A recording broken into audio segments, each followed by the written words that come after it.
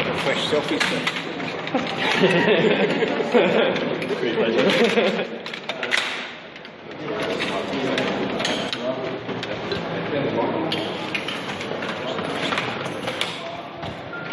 Guys, just while we're getting set up, so we've got obviously District Commander Superintendent Sam Hoyle, so he'll read a short statement and then we will take a few questions, and then you appreciate we need to kind of crack on because we've got a lot going on. So, alright, so is everybody more or less? That's helpful, isn't it? Let us know when you're all good to go.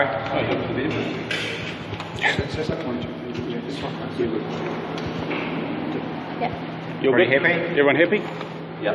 Alright. All good? Kia ora tātou, afternoon, and thanks everyone for coming. It is with great sadness that I've got to report that a police dog was shot and killed today while executing an arrest warrant in Porirua. Also, an officer was injured, leaping from a second-storey window to escape from the gunman. Our police dog teams are a close-knit family right across police. They do amazing work for us each and every day.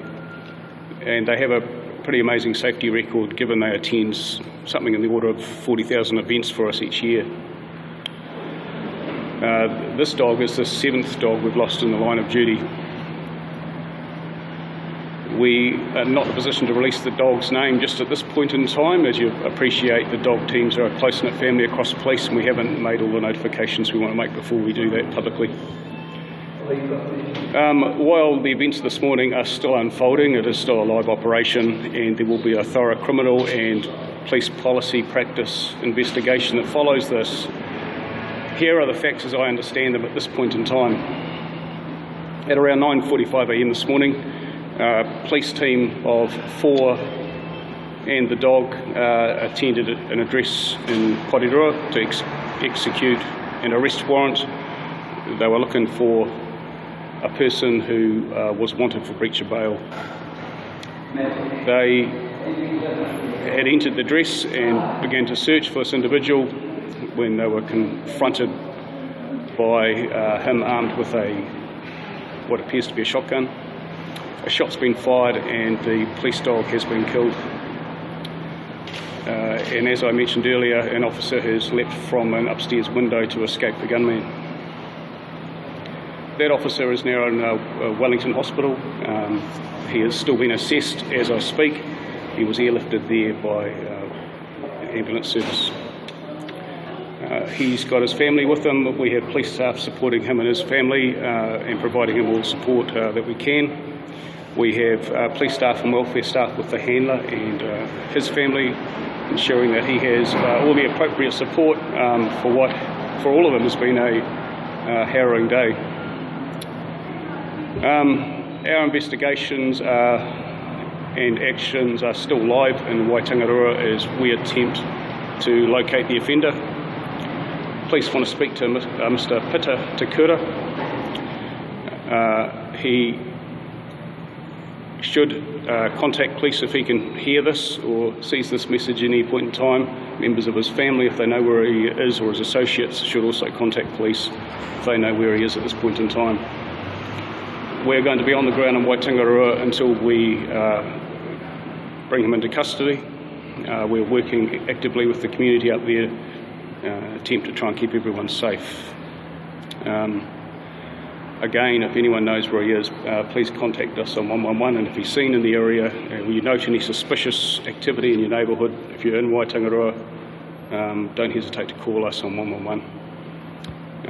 If you can avoid travelling through that area and you don't need to be there, then stay away. There isn't enough going on in that space for my officers to deal with at the moment without people just being nosy. That's it, I'll take any questions. Can you update us on the extent of the officer's injuries? I understand he's potentially got some fractures, and he was going into X-ray when I last heard, so I'll know more in the next hour or so. Fractures in which parts of his body? Right-hand side of his body. Is there exams here? I'll know more when he comes out of X-ray. How many shots were fired? My understanding, only one shot was fired by the offender. The police officers were armed. They had armed themselves before attending the address. They never returned fire. There's some reports that he's holed up in a house at the moment, is that correct? The operation's live. We are clearing a number of houses as we go. I can't speak any more on that. And how confident are you of finding these people? I'm absolutely confident we're going to find him. As I said earlier, we'll be in Waitangaroa until we've captured him or someone brings him in. Do you believe they're in the cordon? We believe he's in the area of operation where we are now. So what assurances can you give to the public that are inside the cordon? We're just telling everyone to stay inside their homes. If they see anything, don't hesitate to call us on 111. Anything suspicious at all or out of the ordinary. And again, if he's watching this or any of his members of family or associates are watching this, please ring us. We want this to end without anyone else getting hurt. What was Mr. Takeda doing in that property in the first place? Well, that's been a subject of the investigation. I'm not sure at this point in time what drew my staff to that address, but they went there searching for him. And at what point did he move to the other address up the road? Oh, that'll all come out as part of the inquiry. I don't have those sorts of details here. How many officers went to the address? My understanding is 4. Was he the only one in the house? Other than the officers? Sorry, what was the question? Was Mr. Kira the only one in the house?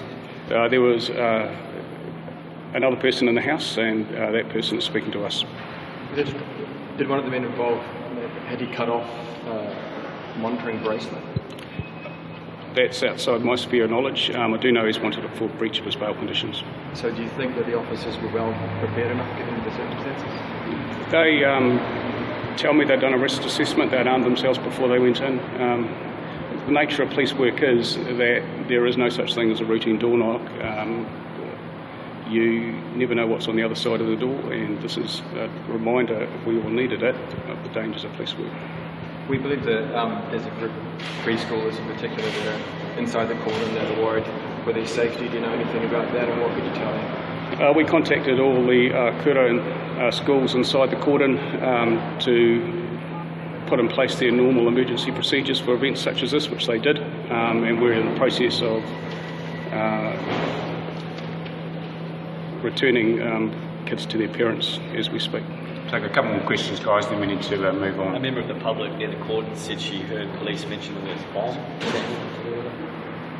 That's not within my knowledge, no.